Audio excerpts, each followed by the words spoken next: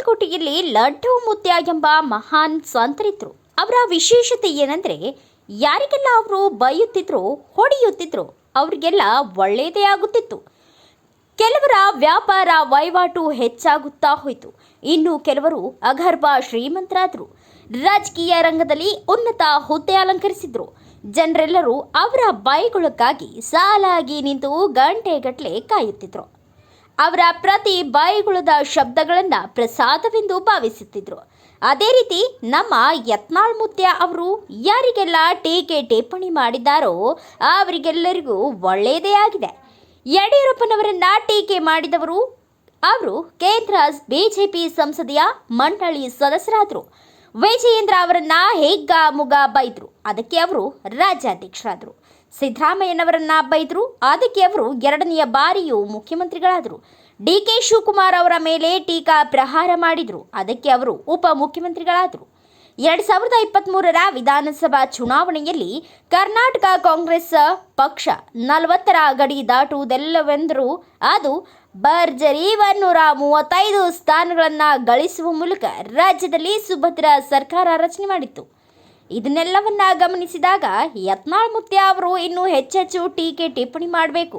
ಆದ್ದರಿಂದ ನಮ್ಮ ಪೀಠಕ್ಕೆ, ಸಮುದಾಯಕ್ಕೆ ಹೆಚ್ಚೆಚ್ಚು ಒಳ್ಳೆಯದಾಗುತ್ತದೆ ಎಂಬ ಭಾವನೆ ನಮ್ಮದಾಗಿದೆ.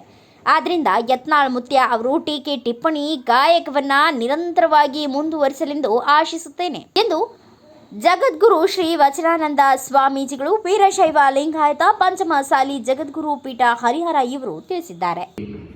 ಲಡ್ಡು ಮುತ್ಯ ಅಂತ ಒಬ್ಬ ಮಹಾನ್ ಸಂತರಿದ್ರು.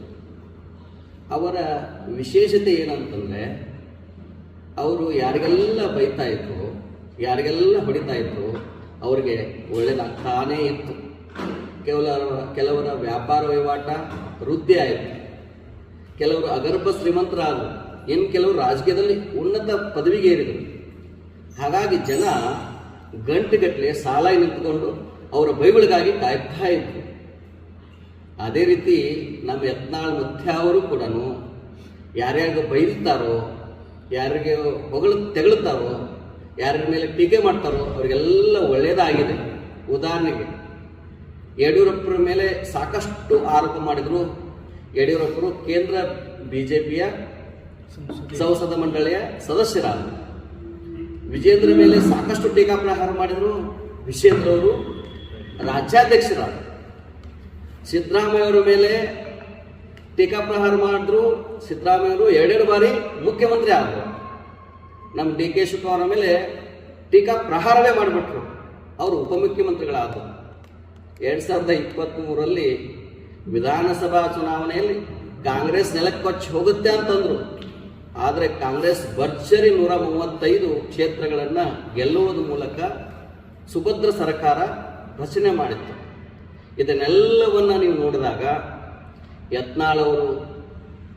ಯತ್ನಾಳ್ ಮುತ್ಯ ಅವರು ಯಾರಿಗೆಲ್ಲ ಟೀಕೆ ಮಾಡ್ತಾರೋ, ಯಾರಿಗೆಲ್ಲ ನಿಂದನೆ ಮಾಡ್ತಾರೋ ಅವ್ರಿಗೆ ಒಳ್ಳೆಯದೇ ಆಗಿದೆ.